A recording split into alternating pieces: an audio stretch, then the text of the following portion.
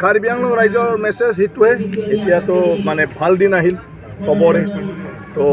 বড়ো হিচাপে United Bodo people's organisation আমাৰ বড়োলেণ্ডৰ বাহিৰত থকা যিসকল বড়ো আছে যিটো কাউন্সিলত নপৰে গতিকে তেখেতসকলৰ বিভিন্ন জাতিগত কাম কাজ কৰিবৰ কাৰণে একেলগে সময়সূচীয়াভাৱে এই ইউনাইটেড বড়ো পিপলছ অৰ্গেনাইজেশ্যন গঠন হৈছিলে আৰু সেই দিনৰ পৰাই বড়ো জাতিৰ বিষয়ত বিভিন্ন কিছুমান মানে তেনেকুৱা ধৰণৰ কাৰ্যসূচী লৈ কাম কৰি তেওঁলোকে বড়ো জনগোষ্ঠীৰ কাৰণে যিবোৰ বড়োলেণ্ডৰ বাহিৰত আছে বা 6 শিডিউল এৰিয়াৰ বাহিৰত আছে তেওঁলোকৰ কাৰণেও সুকীয়া এটা ব্যৱস্থা লাগে য'ত বড়ো জাতিটোৱে নিজৰ ভাষা কলা সংস্কৃতিৰ লগতে শিক্ষা সামাজিক আৰু অৰ্থনৈতিকভাৱে আগবাঢ়ি যাব গতিকে সেই হিচাপে আজি প্ৰায়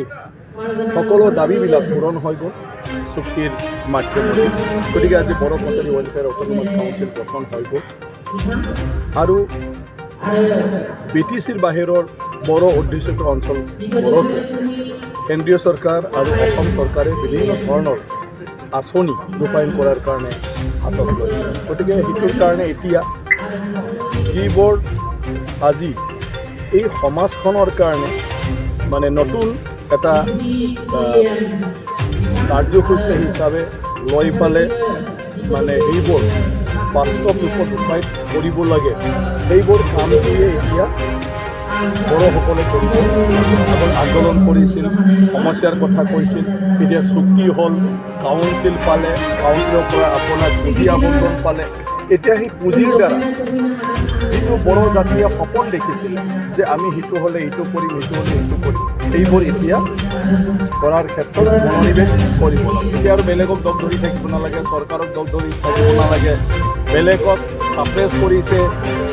আপোনাৰ মানে কি কয় বঞ্চিত কৰিছে এইবোৰৰ কথা আৰু বড়োবিলাকে এতিয়া বুজি নাপায় বড়োবিলাকে এতিয়া যিখিনি ক্ষমতা পালে আৰু যিখিনি ক্ষমতাৰ মানে দ্বাৰা কাম কৰিবৰ কাৰণে পুঁজি আবণ্টন পালে এই পুঁজিবিলাক যাতে সঠিকভাৱে বড়ো জাতিটোৱে যিটো 40 বছৰ 50 বছৰ আগত সপোন দেখিছিলে আৰু যিটো সপোনৰ কাৰণে সংগ্ৰাম কৰিছিল এইবোৰ এতিয়া নিজে কৰি ল'ব লাগে আৰু তাৰ কাৰণে চবে একত্ৰিত হৈ পেলাই চিন্তা কৰি ভাল কাৰ্যসূচী হাতত লৈ পেলাই কাম কৰি যাব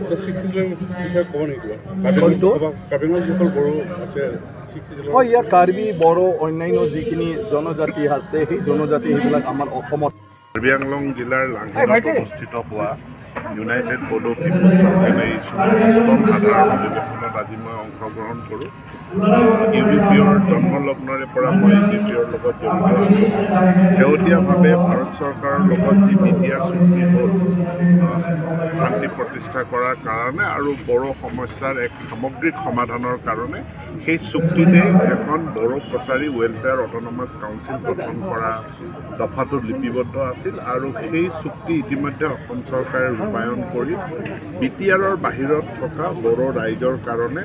Bodo Kachari welfare autonomous council ইতিমধ্যে গঠন কৰিছে চৰকাৰে যোৱা বিত্তীয় বৰ্ষটোত প্ৰায় 13.5 কোটি টকা পৰিষদখনলৈ আবণ্টন দিছিল পৰিষদখন যিহেতু যথেষ্ট ডাঙৰ প্ৰায় অসমৰ BTRৰ বাহিৰত থকা 28খন জিলা সামৰি লৈ গতিকে এই পৰিষদখনক অনাগত দিনত আমি শক্তিশালী কৰাৰ কাৰণে চৰকাৰৰ ফালৰ পৰা সকলো ধৰণৰ প্ৰয়াস থাকিব আৰু সুন্দৰ এখন অধিৱেশন হৈছে মই তেখেতসকলক ধন্যবাদ।